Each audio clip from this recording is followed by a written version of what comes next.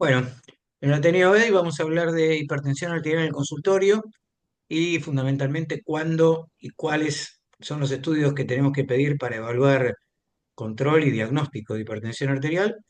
Así que Gaby Micali, por ustedes bastante más conocido, va a hablar él. Viene de la Universidad de Studi de Messina, Vecino. así que muy bien. Bueno, dale. Bueno, muchas gracias, Gabriel. Gracias a todos. Bueno, en verdad el título es Hipertensión arterial en el consultorio, mapa y MDPA, cuál y cuándo usar. Pero voy a hablar de algo que es una decisión que tomamos en el consultorio, pero lo que queremos ver es qué pasa fuera del consultorio, ¿sí? Cada vez se enfatiza más en el uso del control de la presión arterial fuera del consultorio. Ya sabemos lo de hipertensión de delantal blanco o del fenómeno de hipertensión de delantal blanco y todas las guías lo vienen incluyendo el tema de usar o dispositivos de monitoreo ambulatorio de presión arterial o monitoreo domiciliario de presión arterial. Después vamos a hablar en especial de cada uno de ellos. La última guía europea de cardiología que la presentamos el año pasado y que discutimos, pero no es el tema de discusión de hoy, el tema de presión arterial elevada o no, hipertensión, pero la realidad es que esta última guía hace un gran énfasis en la importancia del monitoreo de la presión o de evaluar la presión arterial fuera del consultorio. Dicen que es fundamental por el hecho de que los nervios, la ansiedad en el consultorio, ya lo sabemos todo, uno libera catecolamina, sube la presión y uno puede hacer mediciones de presión en el consultorio que pueden no ser del todo representativas de lo que le pasa al paciente. Entonces se recomienda el uso de control ambulatorio con fines diagnósticos inclusive, teniendo en cuenta el fenómeno delantal blanco y o la hipertensión arterial enmascarada. Inclusive en la última guía lo que hablan es que esos pacientes que en el consultorio los encontramos con una sistólica entre 120 y 139 y una diastólica entre 70 y 89, que son pacientes que ellos los definieron como presión arterial elevada, no hipertensión arterial, ya que el punto de corte para hipertensión arterial sigue siendo 140-90. Ellos recomiendan de que esos pacientes directamente o les hagas un monitoreo ambulatorio de presión arterial o un monitoreo domiciliario de presión arterial para objetivar si este paciente es hipertenso o no es hipertenso y decidir qué es lo que vamos a hacer con ellos, ¿sí?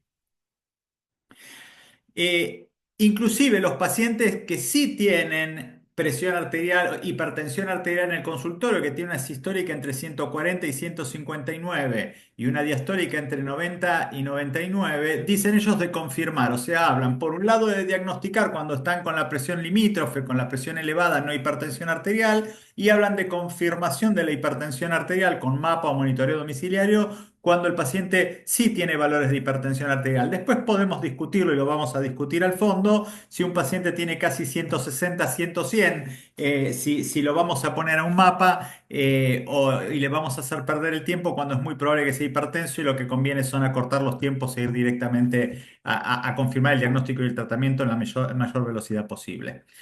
Dice que para el monitoreo ambulatorio de presión arterial tenemos, o el monitoreo domiciliario de presión arterial, debemos usar un equipo validado idealmente. Vivimos en Argentina, los Omron son los que están validados, los Microlife prácticamente no existen acá a menos que alguien lo haya importado específicamente.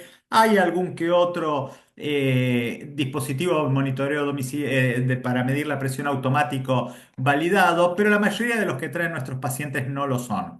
Eso lo podemos suplir haciéndoles traer el equipo al consultorio y compararlos con el nuestro para ver cuántos se parecen o no, para ver de ser lo más próximos posibles.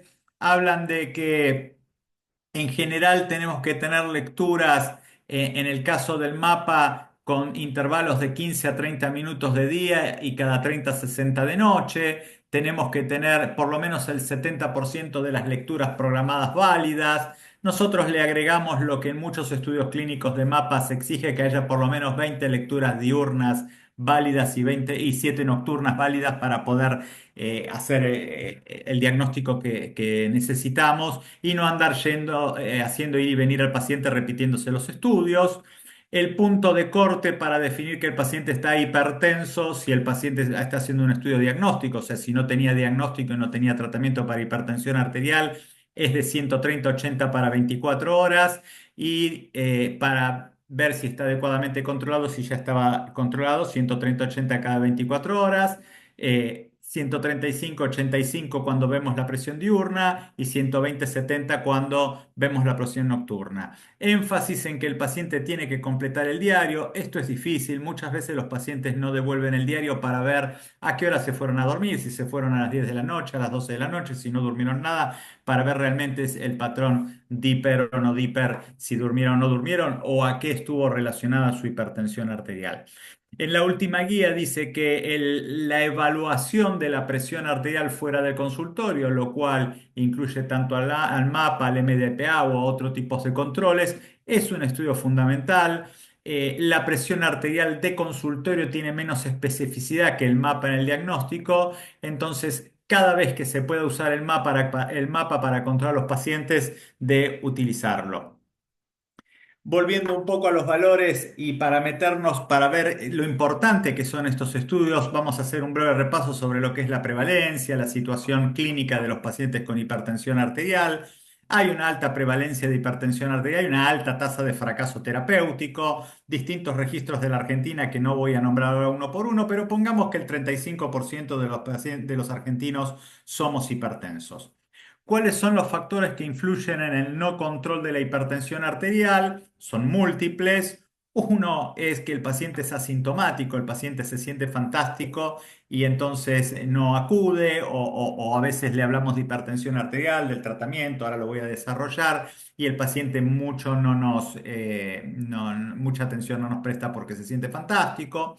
Los médicos no miden la presión arterial correctamente, digo, no medimos porque ahora lo vamos a repasar todo lo que se requiere para hacer una correcta y válida medición de presión arterial y en el 99,9% de los casos no lo cumplimos. Hay bajo cumplimiento del tratamiento por parte de los pacientes y la inercia terapéutica por parte de los médicos.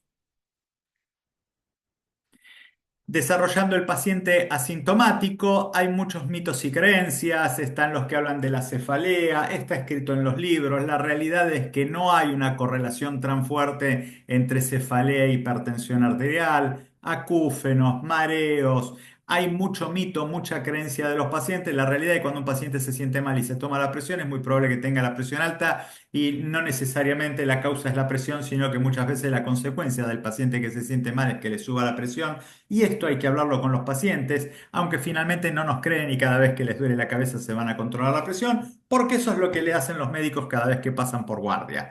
Entonces aparece el me siento bien porque me tengo que controlar, el yo nunca tuve hipertensión arterial, el me siento bien y usted doctor me está dando un tratamiento, aparece todo este movimiento que se disparó con el COVID y los antivacunas y que es fuertísimo con los antiestatinas, que motivó de que la SAC ahora haya mandado una encuesta si estamos viendo de que hay mucho más paciente que se resiste a la estatina. También hay algo en contra del antihipertensivo, un poco menos, la gente le tiene más miedo a la hipertensión que al colesterol, pero también hay algo del no quiero tomar medicación. Dieta y ejercicio, que son indicaciones que siempre tenemos que darle a los pacientes, son muy fáciles de decir, en general no las dicen los médicos, no son tan fáciles de cumplir, pero sabemos que está bien demostrado que una calidad de vida adecuada impacta positivamente en lo que son los valores de presión. Después la correlación nervios, hipertensión arterial. Hay pacientes que dicen, no estoy nervioso, la estoy pasando bárbaro, así que no puedo estar hipertenso. Y ese es uno de los mitos también que destruir. Me duele la rodilla, el lunes empiezo la dieta y cuando se me deje de doler la rodilla voy a hacer ejercicio. Nunca le va a dejar de doler la rodilla, ni la cadera, ni la espalda, ni lo que sea. Si no hace ejercicio, es muy difícil que empiece después de los 50 años a hacer ejercicio. Algunos hacen, pero no todos. Y el hábito del tabaco, que es algo muy difícil, tenemos que trabajar el abandono del tabaco. Ese es un fuertísimo hipertensor, es un fuertísimo factor aterogénico y hay que luchar contra el tabaquismo y eso lo tenemos que repetir e insistir cada vez que vemos a los pacientes. Los médicos no siempre buscan la hipertensión arterial, no miden la presión arterial, desconocen la forma o a veces por tiempo, por pereza, por lo que sea, no hacemos las cosas en forma adecuada. Las consultas son cortas, el sistema en el cual vivimos nos obliga a hacer consultas cortas. Los pacientes se sienten bien, dicen que se controlaron, la presión está bien y muchas veces se lo compramos. Tengo 12,6, doctor.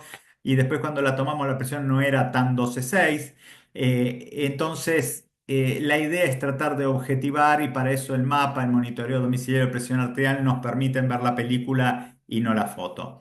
Esto es de Saja. En el consultorio no ocurre prácticamente nunca. No hablar durante la medición de la presión, eso significa no habla el paciente y no habla el médico. El brazalete sobre el brazo desnudo, que no haya ropa que aprieta y que sea del diámetro adecuado. En general usamos el que encontramos en el consultorio.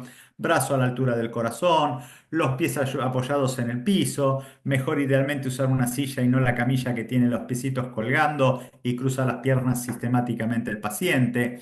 Que haya ido al baño antes de medirse la presión. Nosotros llamamos al paciente al consultorio y el paciente entra. No, en general no le preguntamos si tiene que ir al baño porque va a salir, va a volver. Son 10 minutos con 6 pacientes esperando en la consulta. Difícil realmente que esto ocurra a menos que tengamos mucho tiempo.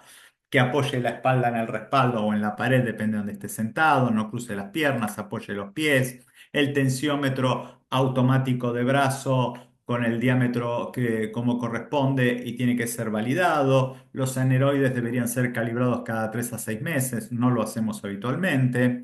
Tenemos que hacer mediciones por duplicado, promediar y sin redondeo. Si hay más de 5 milímetros de diferencia entre una medición y otra, deberíamos hacer otra medición.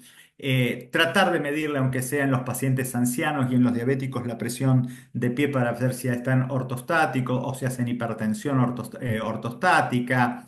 Medir en niños y adolescentes buscando coartación de aorta. Ahora que tenemos los ecos no lo hacemos tanto, pero buscando coartación. Medición de la frecuencia cardíaca. Son todas cosas que tenemos que hacer y que todas las guías nos lo recomiendan, locales o extranjeras. Entonces arrancamos con un problema y es que en el consultorio o mismo las presiones que los pacientes nos traen de su casa, los valores no son del todo confiables, ¿sí? Muy pocas veces se tienen en cuenta todos estos detalles. Entonces son valores aproximados, tomados en distintos contextos, que deberíamos objetivar porque en función de esos valores nosotros vamos a decidir si le vamos a dar tratamiento o no al paciente y qué le vamos a dar al tratamiento al paciente. Hay un bajo cumplimiento del tratamiento porque, como dijimos, el paciente es asintomático y no quiere medicación. Hay que romper esta asociación entre síntomas y hipertensión arterial porque el paciente se va a creer que en función de los síntomas puede decidir tomar o no tomar la medicación y después dicen estoy fracasando con el tratamiento y la realidad es que tomó, dejó, tomó media, tomó el doble, no tomó. La farmacocinética de la droga se va al diablo y no sabemos cuánto tiene el paciente, si realmente le está sirviendo o no la medicación porque no la toma como corresponde, ¿sí? Están los pacientes que toman la medicación cuando creen que la tienen alta, suspenden cuando creen que la tienen baja. Hay médicos que autorizan a los pacientes a modificar la dosis acorde a las mediciones de presión, tipo, bueno, usted tome todos los días esto y cuando tiene más de 150-90 se toma 5 de amlodipina. Esa es la frase que escuchamos siempre y eso de alguna manera empodera al paciente a hacer lo que quiere con la medicación. Grosso error. Hay que explicarles que lo que tratamos son los promedios, que con un mapa adecuadamente controlado el paciente no tiene que andar controlándose todo el tiempo y que el manejo de la presión arterial deberíamos tenerlo nosotros y no ellos, ¿sí? Por eso es fundamental cuantificar los valores medios para que el paciente entienda la variación de la presión arterial, la necesidad de tratamiento y que no puede decidir subir y bajar la medicación cuando él quiere, ¿sí? Están los pacientes que negocian con el médico, lo hacen mucho con las estatinas, no doctor, voy a hacer dieta, y uno dice, pero usted tiene placas por todos lados, haga la dieta que haga, va a tener que tomar la estatina. Algo parecido tenemos que hablar con la hipertensión arterial, piden tiempo, hacen shopping de médicos. La semana pasada me tocó una paciente que se presentó como que era la primera vez que la veíamos y cuando a mí la cara me resultaba conocida y cuando empecé a pasar las historias clínicas vi que la señora había pasado por el 100% de los médicos de Lesica, eran 2 consultas y pasaba al que seguía, porque a la señora no le gusta lo que le decimos, ¿sí? Y lo que le decimos es que su hipertensión no es nerviosa, que tiene que tomar la medicación, hacerse los estudios. Entonces la señora y a cada médico le iba, lo vi que lo escribieron muchos de ustedes y yo también, le iba criticando al médico que la vio previamente que no la comprende, porque ella cuando hace yoga la presión le baja. Le pregunté si alguna vez se la controló mientras hacía yoga y me dijo, no, pero estoy convencida que me baja. Entonces, esta señora, que es un caso extremo, representa a gran parte de los pacientes, ¿sí? Le tienen más miedo a la medicación que a la enfermedad, ¿sí? Entonces tenemos que trabajar para que los pacientes entiendan de que no pueden hacer lo que quieren, sino que tienen que hacer lo que deben. Por eso hay bajo cumplimiento del tratamiento, tensiómetros automáticos con controles y falsas creencias de control o falsa creencia de no control. Le dolió la panza porque tuvieron una comilona, se controló la presión mientras tenía un cólico abdominal, le dio 180 sistólica y se toman un antihipertensivo cuando lo que necesitaban era resolver su tema digestivo. Después existen los eventos secundarios de las drogas que nosotros damos. Prácticamente no hay droga libre de eventos secundarios. Los IECA dan tos, las estatinas duelen los músculos, el diurético te hace ir más al baño, el bloqueante cálcico te hincha los tobillos y así podemos seguir. Entonces, si nosotros no le explicamos debidamente al paciente que esto no es grave, que puede ocurrir, no los toma por sorpresa y la verdad es que esto nos toma 60 segundos, no nos roba tiempo. El paciente va a estar más tranquilo cuando eso ocurre, no va a ir a los gritos a una guardia y el médico de guardia no tiene tiempo para perder, automáticamente le cambia la droga y perdimos oportunidades terapéuticas con medicamentos que los tenían controlados, ¿sí? Tratar de evitar los regímenes difíciles de cumplir, muchos comprimidos, estar atentos al tipo de paciente, de cobertura que tiene, tratar de entender un poco la situación económica de la gente. No a todos le podemos dar todo. En verdad, con la inflación y todo eso, uno nunca sabe exactamente ya cuánto salen los medicamentos, pero sí nos damos cuenta de qué medicamento es caro y cuál es más accesible. Ver según la obra social y eso, cuánto el paciente está dispuesto a pagar y no les compliquemos la vida con indicaciones que no van a poder cumplir y que muchas veces nos dicen, doctor, me dieron esto, pero la realidad es que esto es la mitad de mi jubilación.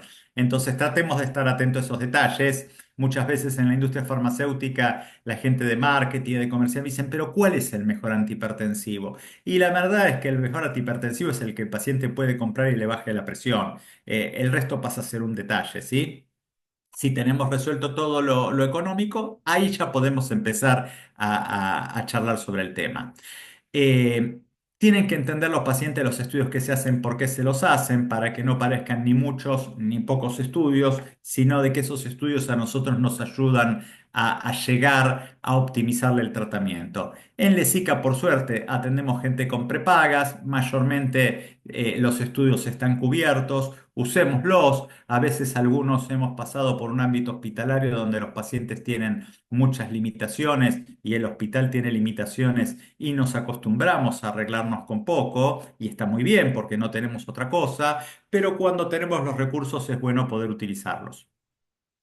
La inercia terapéutica es toda culpa nuestra, a veces condicionado por los pacientes que dice hoy me va a bajar la medicación y nosotros lo encontramos con 150-90 y estamos pensando en subirle y para no entrar en discusión decimos bueno, no le bajo pero no subo y por ahí correspondía subir. Entonces tener claras las metas, tener claro a dónde estamos parados con el paciente, cómo lo estudiamos, caer en la inercia terapéutica es muy fácil, sobre todo cuando disponemos de poco tiempo o cuando no estamos convencidos, determinados a hacer con el paciente lo que tenemos que hacer.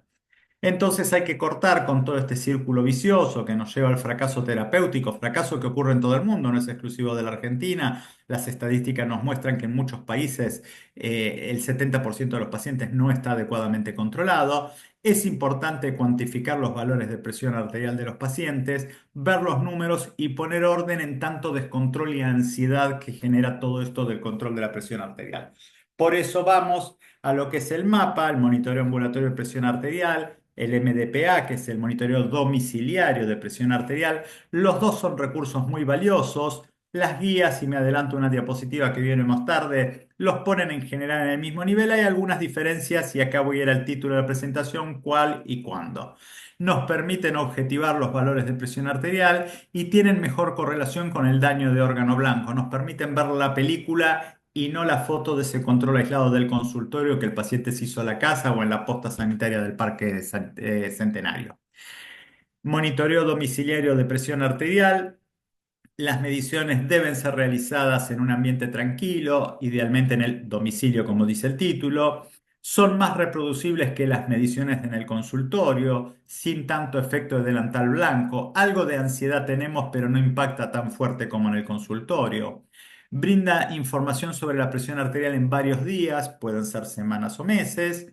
nos permite hacer el diagnóstico de hipertensión arterial en ese paciente con hipertensión oculta, que estaba con la presión normal en el consultorio y resulta que en la casa la tiene alta. Nos permite descartar la hipertensión de delantal blanco, que la tiene alta en el consultorio y finalmente en la casa no la tenía. Eh, Nos ayuda para ver, valorar la respuesta al tratamiento que le estamos dando, si está adecuadamente controlado o no está adecuadamente controlado. Fundamental que sea con equipos validados o por lo menos que los controlamos nosotros y estandarizar una forma de hacer el monitoreo domiciliario. El objetivo de la estandarización de la técnica es aumentar la confiabilidad para la toma de decisiones clínicas. La definición, el punto de corte de hipertensión en el domicilio es 135/85 el promedio, ¿sí? En el consultorio sigue siendo 140/90. ¿Cuáles son las ventajas del monitoreo domiciliario de presión arterial? Permite mediciones durante el día, varios días, semanas o meses. Permite evaluar el efecto del tratamiento.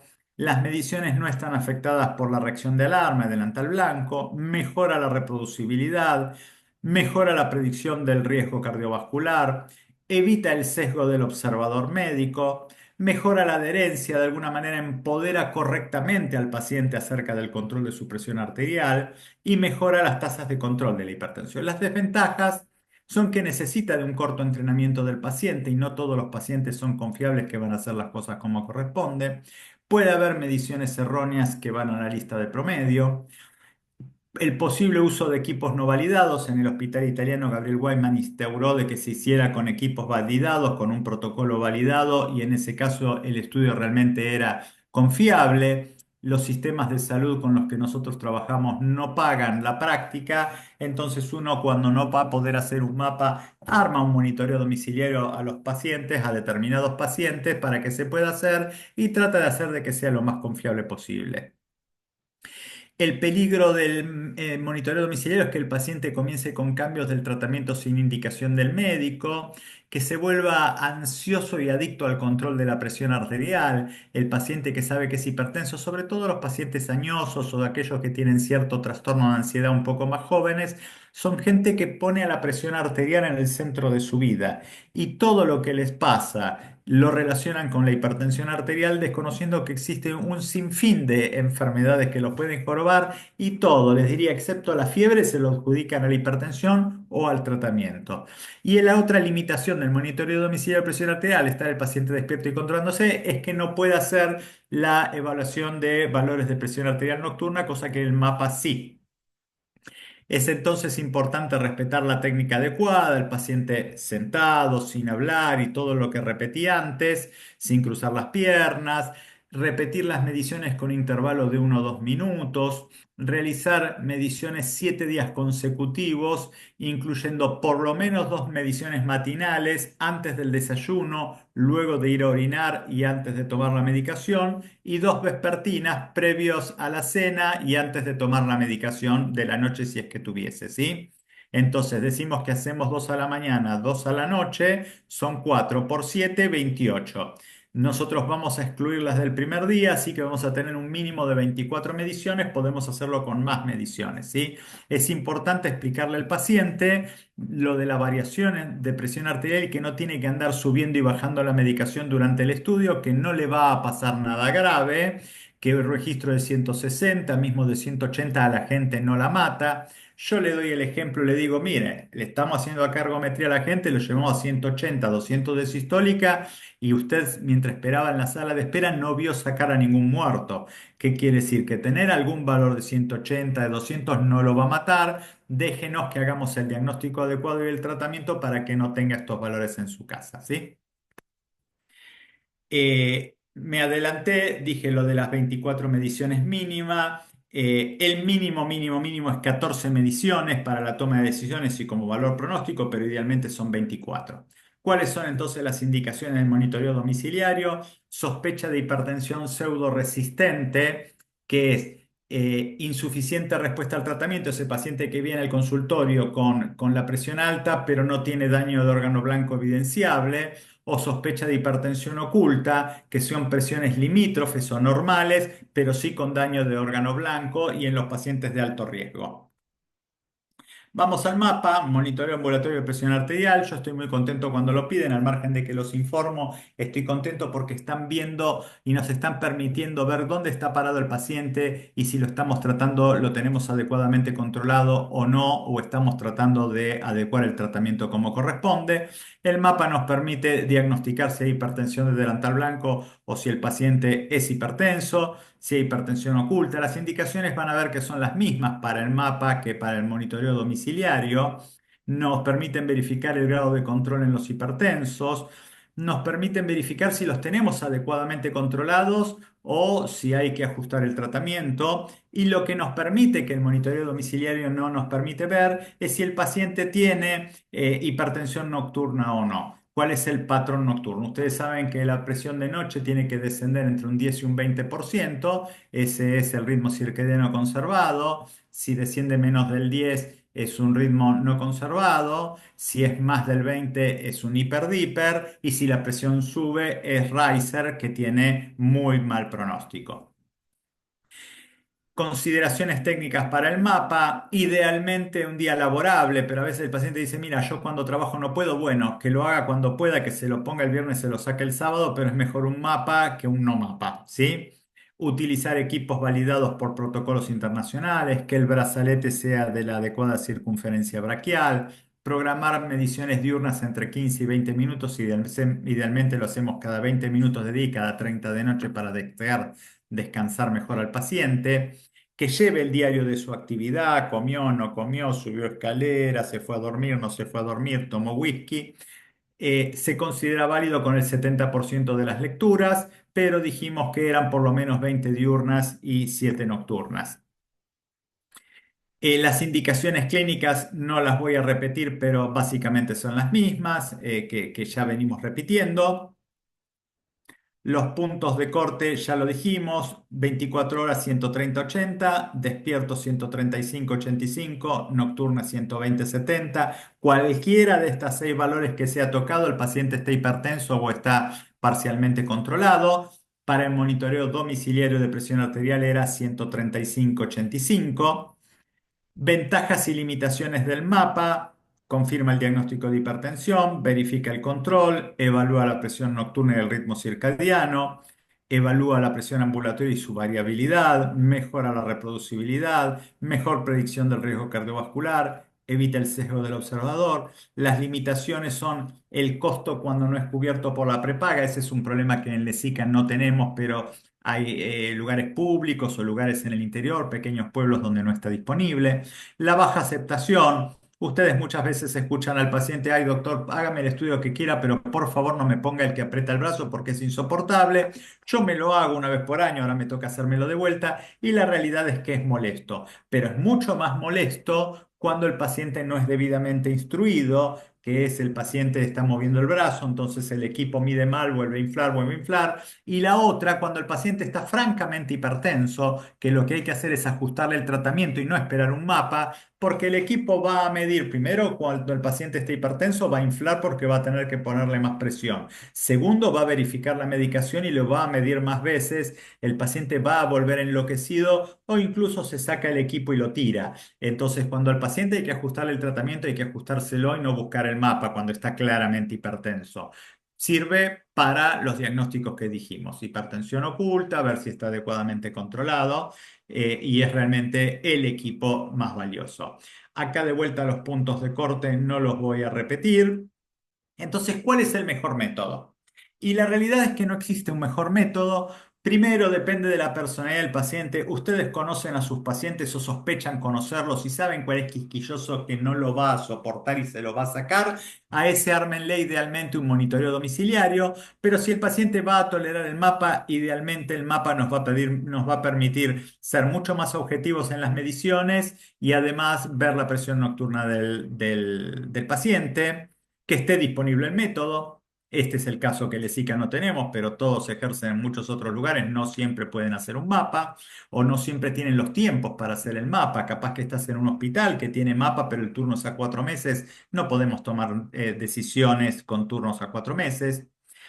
El automonitoreo ha demostrado mejorar los resultados, pero no todos los pacientes proveen información confiable ni se van a comportar como corresponde con esa información. Entonces sepamos a quién le empoderamos de controlarse la presión y a quién le tenemos que prohibir usar el tensiómetro. El mapa es el único para hipertensión nocturna o hipotensión transitoria. Los métodos no compiten, pueden ser complementarios. Podemos hacer un mapa y a lo largo del año, una vez que ajustamos el tratamiento, no repetimos un mapa, hacemos un monitoreo domiciliario. Es lo que habitualmente hago yo. Cerrando entonces. Los estudios de medición de la presión ambulatoria fuera del consultorio nos permiten confirmar el diagnóstico y ver también la adherencia al tratamiento si está adecuadamente controlado.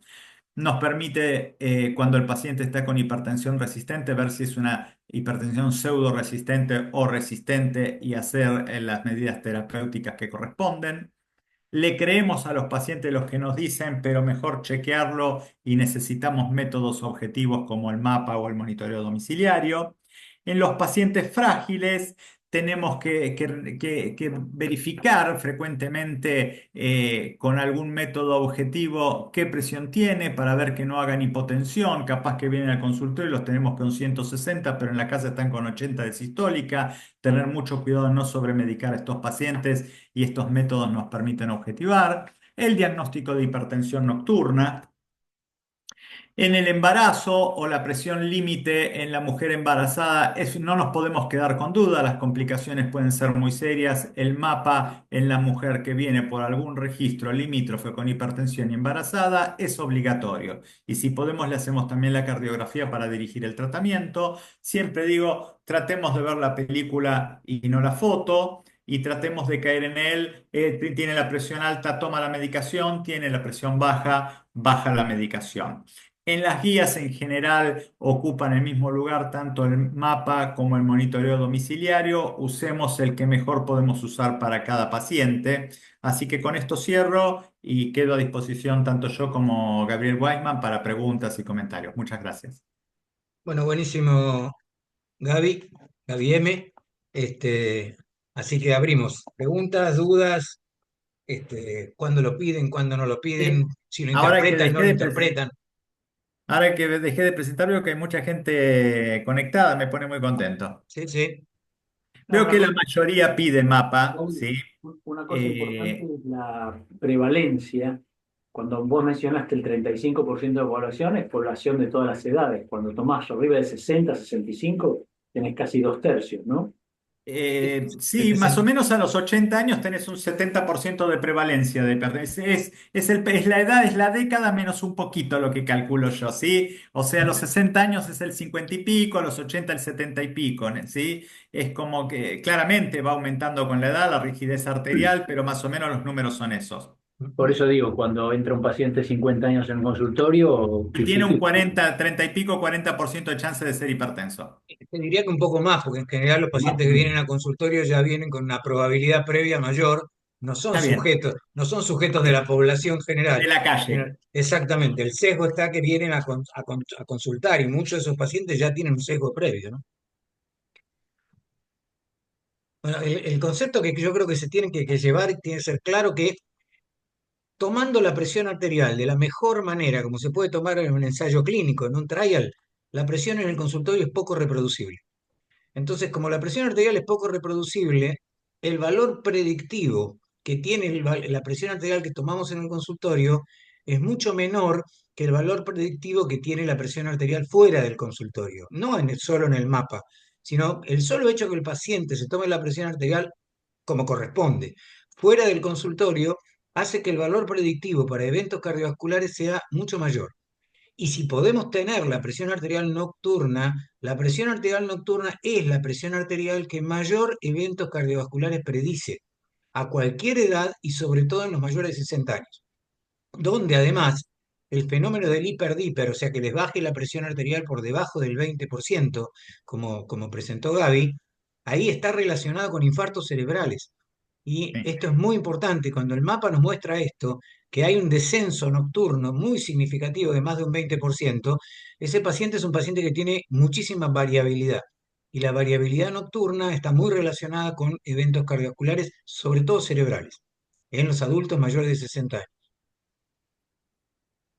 Sí, a veces hay pacientes, sobre todo los pacientes frágiles hoy en día, que tenemos que tener mucho cuidado de no sobremedicarlos, ¿sí? No dejarlos tan hipertensos, pero un poco más holgado el tema. O sea, no nos tenemos que pelear tanto con el tensiómetro, sobre todo en el consultorio, y bajarles el grado de ansiedad, porque es habitual, hay gente que está en casa aburrida, aprensiva por todos los problemas que es lógico que le traiga, y están muy pendientes del tensiómetro. Y son esos pacientes que caen al consultorio semanalmente y que a veces terminan abusando de la medicación y después los tenés hipotensos, caídos, con la cadera rota o con este hiperdiper y más eventos cerebrovasculares. Ujú. Después el otro tema importante y que uno lo ve cada vez menos en Lesica, por suerte, pero en cuanto salís un cachito de Lesica o te viene el paciente de afuera, es el médico que le dice, bueno, cuando tiene 150-90, tome 5 de amlodipina extra. Y esto es un error grosero, es peligroso. A veces el paciente lo tiene podrido al médico, yo esto lo entiendo. Todos nosotros vemos pacientes de distinto tipo y te vuelven loco y si sabes qué, Claro, sí, tomala. pero Pero el tema es por qué no le ponen la amlodipina fija, que es lo que corresponde, exacto, la en vez de dosis que le dejarlo de esa manera. corresponda. Sí, Sí, sí. sí, Como lo que dices, dice Jenny es así, lo hacen en las guardias, es lo verdad. hacen en la guardia y se lo sacan de encima para que los deje tranquilos porque están con otra cosa. Lo que nosotros tenemos que tener consideración como médicos en atención primaria, que si nosotros usáramos las tres drogas que son de preferencia de combinar a los pacientes, podemos controlar el 90% de la población. O sea que esto no es por un problema de falta de recursos terapéuticos, de que hace falta que llegue una nueva droga, de ninguna manera. Con tener un bloqueo del sistema renina-angiotensina, un bloqueante cálcico con la amlodipina y un diurético, con esas tres cosas El aproximadamente se controla, 95%. sí, entre el 85 y el 95% según las series, pero es muy alto, por encima del 24% de grado de control que nosotros tenemos en la población general y 48% en la población que se sabe hipertensa y que toma medicación. Porque encima, en el estudio Renata 1 y Renata 2 que se hizo entre la SAC, la SAJA y la FAC, el 70% de los pacientes que usan medicación combinada, que no es nada más que el 30% de toda la población, o sea, más del 70% usan monoterapia, para empezar. Con eso no se controla a nadie en hipertensión arterial. Solamente a los pacientes de bajo riesgo cardiovascular y a los El muy, joven que recién debutó. exacto, y a los muy ancianos. Al resto es muy difícil controlar con un fármaco, pero el 70% que no usa monodrogas, o sea, el 30% de los argentinos, médicos argentinos que usan doble o triple terapia, encima la usan con drogas separadas. No la usan en comprimidos fijos, con lo cual todos sabemos que nuestros pacientes tienen enfermedad metabólica, dislipemia, toman aspirina, toman metformina, tienen que tomar una estatina o estatina y ezetimibe, toman 6, 7 u 8 pastillas por día. Lo primero que van a hacer es negociar, es tratar de negociar cuántos. Y entonces es fundamental, digamos, que uno use combinaciones fijas en esta población. Jenny está preguntando si quiere saber el típico paciente de PAMI y qué hacer con el atenolol. Te lo dejo. Primero, hay que ver si el atenolol no lo tiene por otra indicación, ¿no? No lo tiene por enfermedad coronaria o lo que sea, pero si es por manejo de hipertensión arterial, los beta bloqueantes habían caído en desgracia hasta hace muy poco, ahora los trataron de elevar. La realidad es que no es la primera indicación. Lo que acaba de decir Gabriel es lo que deberíamos hacer con los pacientes, o un IECA o bloqueante de receptores de angiotensina, más el bloqueante cálcico que puede ser amlodipina, que en las combinaciones fijas es siempre amlodipina, y si no, si se le hinchan los tobillos, tenemos el lercadip, la lercanidipina, y el diurético tiacídico, similtiacídico, que puede ser hidroclorotiazida, clortalidona o la indapamida, ¿sí? Triples combinaciones. Tenemos muchísimas, muchas son accesibles, los pacientes de PAMI las pueden recibir. El beta bloqueante, si el paciente no está adecuadamente controlado, ver cómo se lo vamos bajando mientras le vamos dando estas tres familias de drogas que son las que permiten el manejo del paciente. O sea, no tenemos por qué matar al médico que se lo puso por ahí en 1978, donde le daban el atenolol como primera droga y tratar de usar esas drogas, ¿sí? Sí, lo que Después tenemos que alguien tener. más Sí, puso no, algo que no sé. no, todos están afirmando lo que dice Jenny, porque les pasa todos los días. Lo primero, mira, hubo una editorial de New England hace muchos años, ya en la década en la década del 2000, que decía si usar atenolol era una elección inteligente. Y esto salió después de un estudio que diseñó el laboratorio Servier, que fue el estudio ASCOT, donde comparó perindopril con amlodipina versus vendroflumetilacida con atenolol. Y el gran problema del atenolol es que baja la presión arterial en el brazo, pero no baja la presión arterial La central. presión central. Entonces, como no baja la presión arterial central, así como la presión arterial nocturna es la que predice eventos cardiovasculares, la presión arterial central es la que predice, que es la que nosotros podemos medir cuando pedimos BOP. Cuando pedimos BOP. BOP se mide índice de aumentación y presión arterial central, sistólica, por supuesto. Cuando se hizo el ensayo clínico lo que pasó es que todos los dos grupos de tratamiento, atenolol, vendroflumetilacida, perindopril, amlodipina, las dos ramas, tenían la misma presión braquial. Sin embargo, el grupo que había recibido perindopril amlodipina había tenido una reducción de eventos cardiovasculares a igual presión de más de un 25%.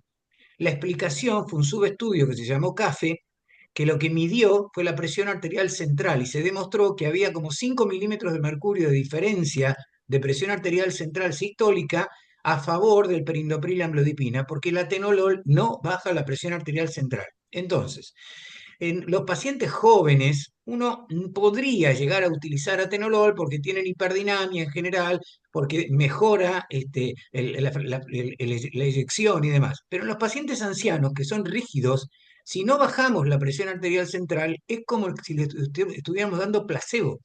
Por eso es fundamental en un sujeto mayor de 60 años, no digo anciano porque yo ya tengo 67, pero en un paciente sujeto mayor de 60 años, no es inteligente utilizar un beta bloqueante como el atenolol que no baje la presión arterial central. A diferencia del atenolol, el carvedilol, el celiprolol y el nebivolol sí bajan la presión arterial central. Entonces, si uno tiene que elegir un betabloqueante en un paciente anciano, no tiene que elegir un betabloqueante de segunda, sino un betabloqueante de tercera generación. Esos son los que se han demostrado que sí bajan la presión arterial central. Y después está el tema del beta bloqueante en el paciente anciano. Sí. A ver, ¿tiene fibrilación, no tiene fibrilación? ¿Tiene enfermedad coronaria, Ah, no tiene bueno, enfermedad coronaria? eso ¿Tiene es otra insuficiencia indicación. cardíaca? Que son esas otras indicaciones donde el beta bloqueante lo tenemos que poner. No, sí, Que por los supuesto. pacientes de PAMI mayormente necesitan en general un beta bloqueante, pero no como droga central en el manejo de la presión arterial, donde son las tres familias que mencionó Gabriel, ¿sí? Y de Exacto. hecho, cuando el paciente está con hipertensión resistente, no es la cuarta el beta bloqueante, sino que es el bloqueante de los receptores, la espironolactona o la eplerenona o ahora la finerenona cuando tenemos algún temita también renal, Sí. ¿sí? Pero Bueno, eso, el eso que beta Gaby, bloqueante aparecería en quinto lugar. totalmente, eso que Gaby dice también tiene una evidencia, que fue el estudio Pathway 2, que lo diseñó Brian Williams, que como cuarta droga utilizaban espironolactona, bisoprolol o doxazocina. Y lo que ganó por lejos fue la espironolactona, el bloqueo de receptores mineralocorticoides. No quiere decir que el bisoprolol o la doxazocina no sirvieron, pero a partir de ese estudio, como dice Gabriel, se la puso como quinta droga, como sexta droga y no como cuarta, que hoy en día se usan los inhibidores de los receptores mineralocorticoides.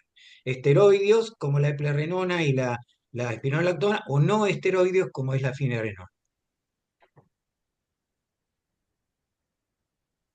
¿Qué más por ahí? Aprovechemos.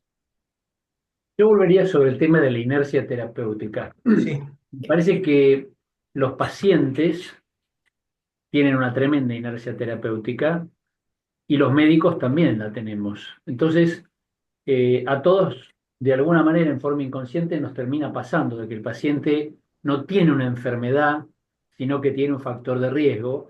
No tenemos una urgencia, salvo casos extremos de urgencias hipertensivas o, bueno, situaciones en las que el paciente se siente mal. Y nos pasa un poco lo mismo con el colesterol, ¿no? Es decir, somos condescendientes, el paciente en general tiene resistencia a aceptar iniciar, tiene mucha resistencia a empezar a tomar pastillas, eh, siente que empezar a tomar pastillas es un deterioro respecto de cómo era su vida antes, o lo ven como un símbolo de un deterioro.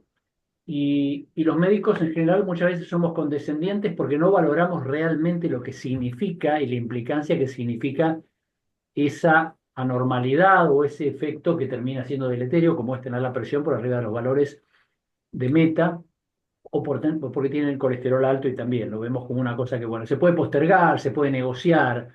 eh, Ahí me parece que todos tenemos, o digamos, en líneas generales, los médicos estamos con una dificultad para realmente darnos cuenta de que no hay mucho para negociar. Que en realidad hay que intervenir y que si el paciente no acepta la intervención, bueno, por ahí se tiene que buscar otro médico o tiene que ir a otro lugar, digamos. No creo que haya mucho espacio para la negociación. Creo que en general tendemos a dejar un espacio enorme de negociación. Y ese es un error. La inercia terapéutica, Eduardo, si bien puede ser condicionada por el paciente, es absoluta responsabilidad nuestra, porque como vos decís, no hay espacio para negociar. Yo te digo que esta es la meta, vos tenés tanto, ahí la importancia del mapa es, acá tenés el número y acá tenés el número al que tenés que ir. Lo mismo hacemos con el laboratorio, con el colesterol, le decimos, mirá, tenés placa, tu LDL tiene que ser de tanto y de acá a acá llegamos con este tratamiento. Podemos dar el plan A, B o C, eso lo Mirá, podemos discutir, podemos usar esto, cardiografía, pero la realidad es que nosotros no tenemos que negociar, sí le tenemos que explicar y una frase que yo a veces le agrego a los pacientes es... la verdad es que yo en su situación no estaría ni discutiendo, estaría tomando la pastilla. El que va a sufrir las consecuencias es usted y mi deber es decírselas, y no para asustarlo, sino que para que tome conciencia. Eh, eh, Prefiero que el mirá, paciente se vaya y no que yo, digan, mi yo Cari creo trata que, con 25 de yo creo atenolol. que si bien los médicos somos responsables, tenemos un problema de formación. Y en esto Eduardo hizo punta en el hospital. Los médicos estamos formados en internación. Nos hemos formado en la Innere Medicine, en la medicina alemana. Y estamos acostumbrados a tratar la presión arterial como una cifra, a tratar la diabetes como una cifra, a tratar el colesterol como una cifra. Digamos, son todas cifras, ni siquiera son factores de riesgo. Y entonces trasladamos muchas veces la medicina de internación a la medicina de consultorio y queremos que la cosa sea rápida, que bueno, que ya se arregla con lo que hacemos y demás. Y la estrategia emergentológica, que es la estrategia de internación, no tiene nada que ver con la estrategia cronicológica, que es la de la medicina de todos los días en el consultorio. Entonces, no estamos entrenados, realmente no estamos entrenados. Vemos pacientes 20, 30, 50 pacientes por día, pero no estamos entrenados como corresponde para tratar a los pacientes en forma ambulatoria. Entonces, creo que hay que aplicar otro tipo de técnicas, tratar de llegar con otros mensajes. Yo hace un tiempo empecé a llegar con el mensaje de la BTV. Entonces, en vez de un chequeo, le digo, mira, vos venís a hacer una BTV. Y tu auto no tiene, no es 0 kilómetros. Tu auto ya tiene, por lo menos pasó 5 o 6 años del periodo que vos lo compraste, porque tu garantía de los 55 o 60 años está vencida. Entonces, si tenés garantía vencida y querés hacer la BTV, y es probable que yo te encuentre algo y que lo vamos a tener que solucionar. Y esto lo vamos a tener que tratar.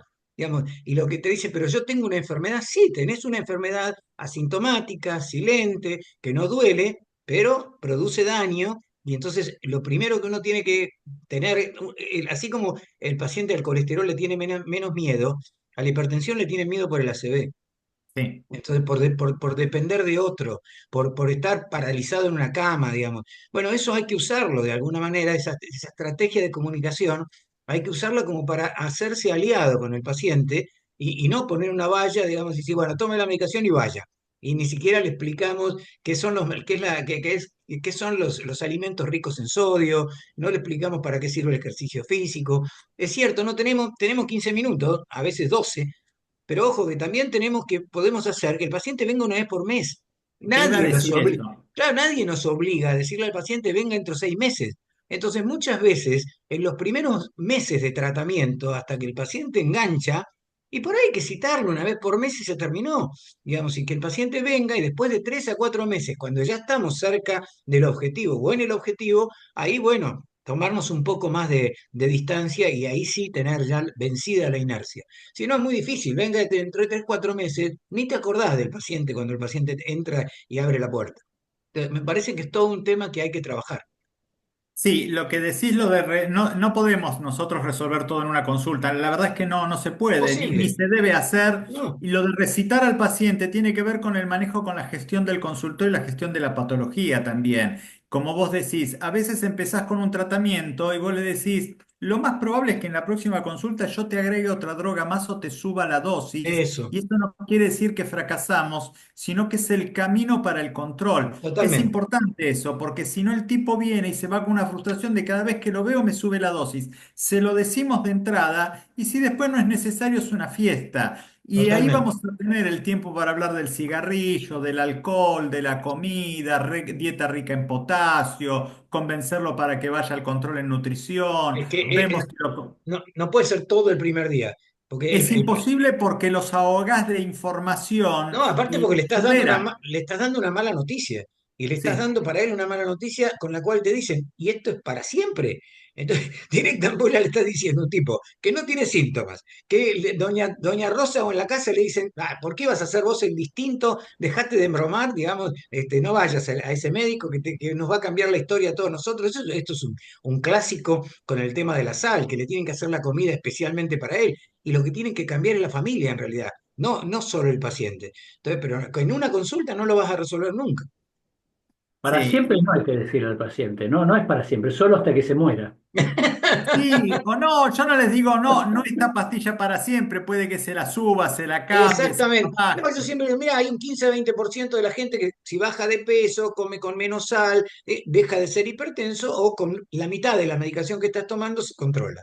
Punto. Y Algo yo que les sea una... cuento, a Igual veces el hay también paciente, yo creo que hubo una magnificación de los efectos de la vida digamos, de las dietas y de los hábitos saludables, ¿no?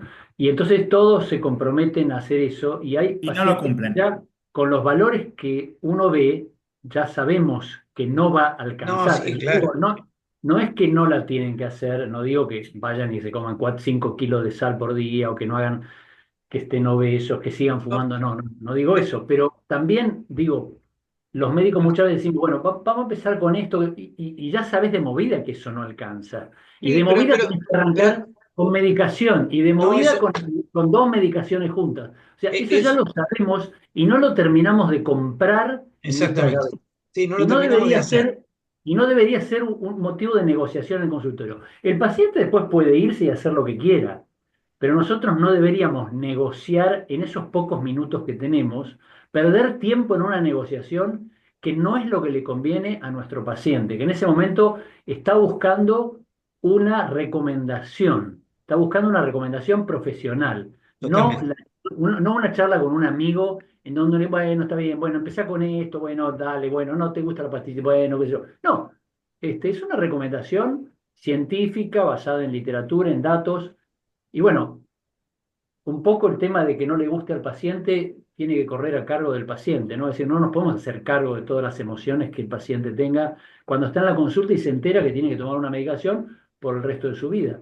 No, hay que ir diciéndoselo desde que cuando lo conocés ya la primera vez y por ahí no se sabe hipertenso y demás, decir, pero mirá, vamos a hacer un mapa para ver y confirmar que tenés hipertensión y es probable, si tenés hipertensión, que tengas que tomar alguna medicación. Chau, va como ir, digamos, de a poquito hasta que le haces la receta y le das las medicaciones y decís, mira, tomá todo esto a la mañana, a la noche, qué sé yo, cuando sea, pero tampoco lo tenés que decir todo en la primera consulta, a menos que se trate de un paciente, como decía Gaby, que ya tiene 165, 108 de presión arterial. Bueno, esto te vas hoy de la consulta con un medicamento y no con un mapa, porque ya no necesito el mapa, porque además le digo, no te voy a pedir el mapa porque te va a romper el brazo. Entonces, a ese paciente que ya es un estadio 1, un estadio 2 o un estadio 3 en hipertensión, no hay que entretenerse, ahí hay que medicar y se terminó. Decir, mira, flaco, tenés que tomar esto porque estás en una situación de gravedad, ya de De- mucho más riesgo cardiovascular. Pero Después, el paciente habitual que está alrededor de los 140, 150, 90, 97, 98, bueno, en ese paciente uno se puede tomar un poco más de tiempo en el diagnóstico y decirle claramente que a los 3 meses tiene que estar con la presión normal, porque si no está a los 3 meses con una presión normal, tiene peor pronóstico. ¿Y qué significa el pronóstico? Tres órganos, cerebro, corazón y riñón, que es lo que la gente entiende claramente. sí, después cuando empezamos a tratar en el consultorio de una S que se vino con 160, 100, una vez que creemos tenerlo adecuadamente controlado, le haremos el mapa para ver si Ah, por supuesto, efectivamente lo sí, tenemos sí. controlado. Sí, porque Y acá existe un la... poco Sí. las palabras de Jennifer, que lo uso también yo para el colesterol, que dice, bueno, una vez que controlo la presión, el colesterol dejo la pastilla. Ahí No, les hago el ejemplo de un auto en una barranca. donde uno aprieta el freno y logra detener al auto en la barranca. Entonces, si él va a sacar el pie del freno, porque total el auto está quieto, ¿qué va a ocurrir? Va a volver a seguir cayendo. Esa persona vino con un problema que lo tiene y lo va a seguir teniendo, a menos que cambien las condiciones. De pronto, ese tipo que se hizo la bariátrica y que bajó 60 kilos, y bueno, esos casos extremos quizás sí, pero bajando 4 o 5 Yo- kilos voy a lo que dijo Eduardo, que magnificamos los resultados de la vida sana. Obviamente que hacer ejercicio y comer sano es yo- bueno, no fumar, no tomar, etcétera. Totalmente, Pero no esperen milagros. Muchas veces les digo, vos te volvés vegetariano y campeón olímpico de atletismo, hoy vas a seguir hipertenso, dislipémico y seguir necesitando el antihipertensivo y la estatina. Lo que no totalmente. quiere decir es que eso no sume, pero que tampoco esperen milagros, que por No, otra no. parte no va a cumplir. Bueno, Bien, Melina comenta muchas veces que el efecto de la dieta en el colesterol no supera el 10-15% del valor normal. Irrelevante. Con lo no, cual, un no, paciente que lo ves con un LDL 150 y está en Chao. prevención secundaria, ya sabés que no vas a llegar. no, por supuesto, ahí ya, Y porque si tiene sí, placa, ni me lo que, importa, le voy a dar y lo punto. que vos decís para que el paciente entienda, que vos lo decís con lo de la barranca, yo cuando veo que el tipo usa o anteojos o lente de contacto, se lo digo con el oftalmólogo. Entonces le pregunto, ¿cuántas dioptrías usa usted en los anteojos? Y te dicen, y bueno, 8, 7, 2, 2,5, 1,5. Bueno, si usted tiene 2,5, si yo le receto un lente de 1,5, ¿qué le pasa? Y no ve nada. Bueno, lo mismo pasa con la presión. Si yo te estoy dando 10 miligramos o 20 miligramos o dos comprimidos, te saco uno, te bajo la mitad de la dosis y las arterias no van a estar como corresponden. Lo mismo te pasa con la vista. Bueno, es como para tratar de llevarle la cosa de todos los días para que los pacientes, entre comillas, cumplan. Sí, con ese ejemplo justo lo haces visualizar, ¿no? Visualizar. Exactamente. Sí, eso es clarísimo, es visual. El otro punto importante también es que hubo un par de papers publicados del efecto de la visualización ecocardiográfica o vascular de lesiones La placa. como un efecto, digamos, Sí, muy, concientizador, sí, y que aumenta mucho la adherencia al tratamiento, totalmente. ¿no? Eso también hay estudios con mapa, donde no hay que mostrarle las cifras, sino que hay que mostrarle el gráfico. Y eso está hecho, digamos, mostrando las cifras, mostrando el gráfico o no mostrando nada. Hay trabajos con mapa hechos y mostrando el gráfico y mostrándole al paciente que está todo el día hipertenso o que cómo le baja la noche, y digamos que tenga una idea de ese gráfico, también eso mejora la adherencia. Bueno, chicos, son las 9. Bueno, muchas gracias a Muchas todos gracias por a todos. reunirse Nos vemos la ¿Alguna semana y que nos pregunta viene. vemos más, en la chicos? próxima. ¿Todo bien? Sí, Bueno, ídolos. Bueno, chao, Jenny, a, chao. Bueno, Chao, hasta a luego. descansar. Chao, que sigan bien. Chao. Chao, Chao, chao. chao, chao. chao, Chao. chao.